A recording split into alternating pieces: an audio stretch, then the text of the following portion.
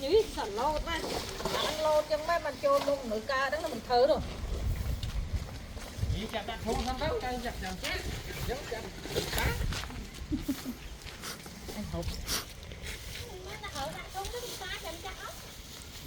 Bữa đặt thùng xong đó, nó lên thôi chứ. Vô trâu thẻm đi, vô Đi bị chết thơ. Cái bên Bị chết thơ vậy.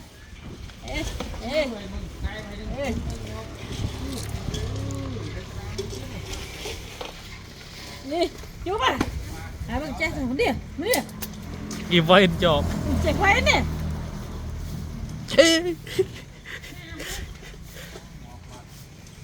Nó sẽ tính chứ. Hot tí không?